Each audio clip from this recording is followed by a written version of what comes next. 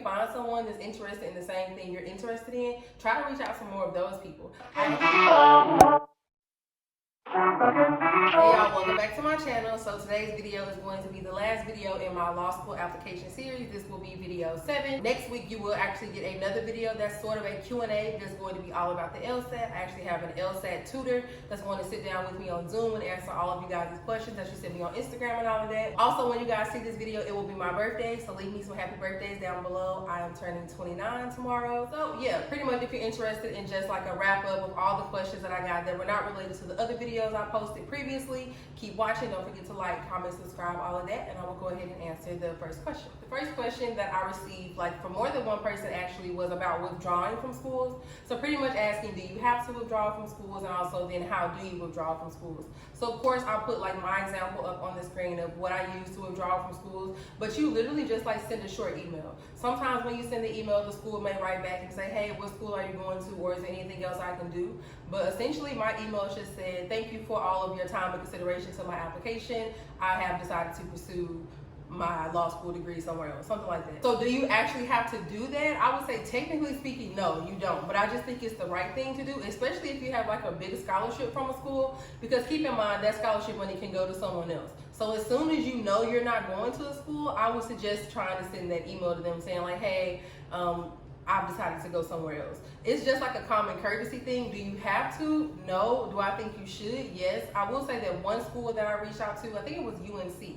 I told them, and then they actually required me to fill out a survey after that. So you may have to fill out like a survey about it as well. But it was really like a short process. Every other school I withdrew from just pretty much wrote back and said, okay, thanks for letting us know. Good luck on your law school journey. So yeah, that's all it takes to withdraw from a school. Nothing complicated. So another question that I received is about imposter syndrome. Pretty much if you don't know, imposter syndrome, from my understanding, just means that when you're in certain situations, you feel like you don't really deserve it or you don't really belong there. So someone asked me if I actually deal with imposter syndrome. I guess also, of course, being a non-traditional applicant or being a black woman, et cetera, et cetera. There's a lot of reasons that can make you feel like, you know, you're an imposter in a situation. I would say, honestly, for me, I can't say that I have experienced that, but in terms of advice that I would give someone that does feel like they're experiencing imposter syndrome, I would just say like do like affirmations. That sounds so corny, but seriously. Like I would just say keep in mind that you worked for this too, just as much as the person that's sitting next to you in class, just as much as the other applicant. So I would just never make yourself feel like you don't deserve something, but someone else does. Just keep in mind all the work you put in, everything that you've done to get to this point, and remind yourself that you deserve it, and that if the school didn't think that you could fit in with the other applicants, they wouldn't have accepted you. So I don't think there's any reason to really feel like that. I definitely do think it's a real feeling. People feel it. I think even Michelle Obama talked about it, if you want to like look up her interview or whatever. But I would say just keep in mind that obviously the school saw something in you and they want you to be at that school. So you don't have any reason to feel like that. That's my answer for that question. And so another thing, I guess, going with that, I think I talked about this in my last Q&A too. So if you look at my past videos, you'll see like a LSAT law school Q&A that I did like a couple weeks ago, I think. But I got another question about like gap years and talking about like what to do during the gap years. I think I mentioned this a little bit. I would say for your gap years, it's just important to keep in mind that you need to do things that are going to make your application better. That's like the simple answer. So don't just take a gap year and just do nothing. Even if you're traveling, put that into your application somewhere. You need to just do things that make your application look better. Obviously, if you could do like Teach for America, I think it's AmeriCorps, I think it's called, something like that. Obviously, if you can do something like that, if you start a business, if you start a nonprofit, if you volunteer more, if you work a lot, if you work in a law firm, obviously that would help. I would say just do things that are going to help your application during your gap years. And honestly, I will say I think the gap years will actually help you, because I actually talked to, I would say 3 different professors that actually told me that. They're like, oh, it's actually really good that you have gap years, because employers, when you're done with law school, will actually like the fact that you have gap years because you'll have more experience. Also, they mentioned that in the classroom, it actually will help with the classroom discussions because I'll be able to offer a different perspective. And then they also mentioned that a lot of times when students come straight from undergrad, they're burnt out because they literally just graduated in May and then are going right back to school in August. So one of them actually mentioned to me, she said, you probably won't be as burnt out. You'll probably be actually quicker to get into the process of studying again than someone who actually just had that summer off. They're going to be burnt out and tired of studying. So I would say in terms of gap years, don't ever look at it as a bad thing, like, oh my gosh, I'm going to be so old or whatever in class. You'll probably actually be fine. You'll probably maybe even be better off than the students who are not, non-traditional. So I wouldn't worry about that either. So another question that I received as well was about taking the LSAT and then not receiving the score that you wanted. Like, should you wait to apply or should you just go ahead and apply with that score? I would say this depends on a lot of things. I would say, what school are you trying to go to? Are you at the median for their LSAT? So pretty much, like, for example, if you made a 164 on the LSAT and your 164 is the median LSAT for the school you really want to go to. Okay, so now where's your GPA? Is your GPA 25th percentile? Is your GPA 75th percentile? Do you have a lot of soft factors that matter? I think that's really going to depend on a lot of things. But I would say if you're talking about like an August LSAT, even an October LSAT, especially like a June or July LSAT, I would say definitely take it again. Because I think when I say apply early, I know I said that in one of my videos before. When I say apply early, I really mean like before Thanksgiving. So if you have time to take the LSAT again and then apply before their application, like deadline, or apply, not before the deadline, but I would say if you have time to apply before Thanksgiving.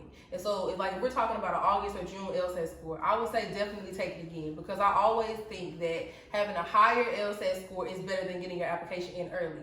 Unless we're talking about like March. If it's March, you may be better off just taking the chance, honestly.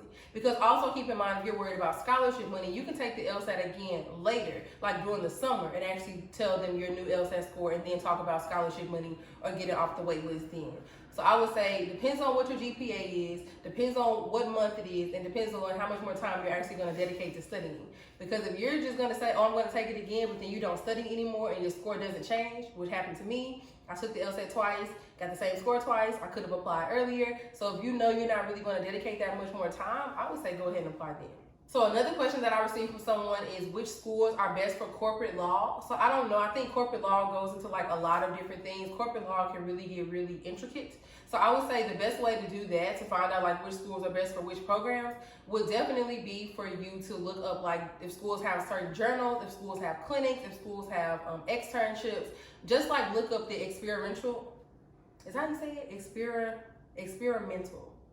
I don't know. Look up the programs that the school has for like those types of things you're interested in for the area of law that you're interested in. And then I would say from that point on, kind of narrow your schools down. You can also look up on the U.S. News and World Reports. They actually rank the schools by their programs as well. So like some schools are #1 in like legal writing. Some schools are best for corporate. Some schools are best for environmental law. So you can look up schools by their ranking. I myself don't know which schools are best for that, but you can definitely, research and find that out for sure. Because certain schools are better at certain practice areas or certain like areas of law than other schools. Another question was about character and fitness addendums, pretty much asking, do all schools require character and fitness addendums?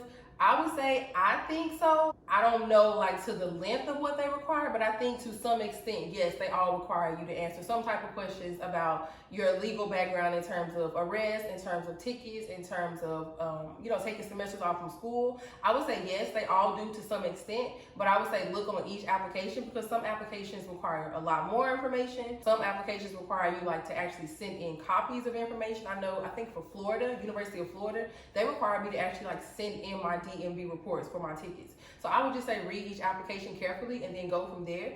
But I do think that to a certain extent, each school will want to know something about your background. So yes.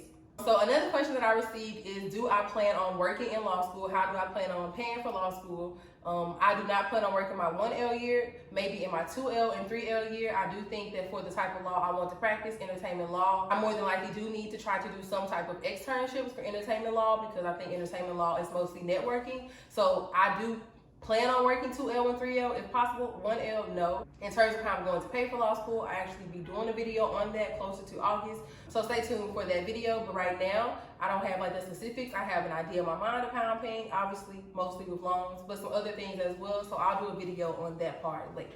And then, so another question that I received was about contacting current students at schools. About what questions did I ask them? How did I know what questions to ask? How did I reach out to students, et cetera, et cetera. So I would say the ways that I reached out to students was LinkedIn. I reached out on Instagram, honestly. After Zoom calls, if they put their email like in the chat, I would email them. In terms of what questions I asked, I'll put them up on the screen because I actually was emailing people. So I'll put the questions I asked up on the screen. I would just say though, keep in mind, my questions are going to be different from the questions questions you ask because my interests are different than your interests. So I would say ask them about your interests, ask them about the programs, you know, especially if you can find someone that's interested in the same thing you're interested in, try to reach out to more of those people. I actually also talk to professors as well to ask them about like what I should do to succeed in my 1L year.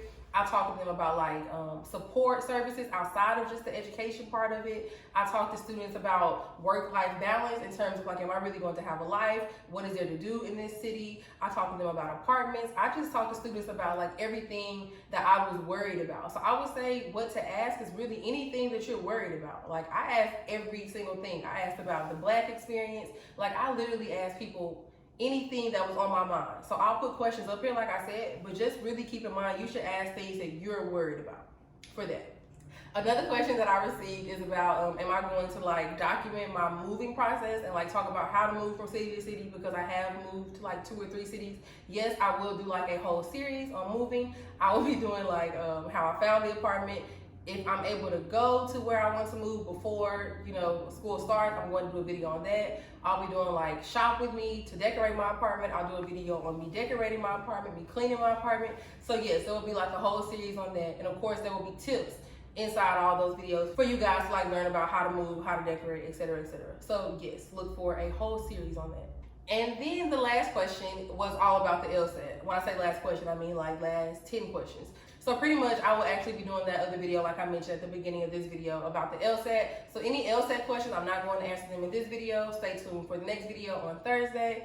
But that was pretty much all the questions, guys. Of course, if you have any questions, leave them down below. I really do try to answer everybody in my comments. I try to answer every single DM. I try to make sure that, you know, if you have a question, I can answer you the best way I know how. Also, an update from my last video, my scholarship video. Watch that one if you haven't. An update from that one. The third school that I mentioned, they actually did come back and make me a better offer that actually makes them the cheapest option for me right now. Have I chosen a school? No. But they did actually like level the playing field. So obviously, of course, look forward to a video about which school I choose as well. But yeah, guys, that's pretty much everything for this video. So don't forget to like, comment, subscribe, all of that. And I will see y'all in my next video. Bye, y'all.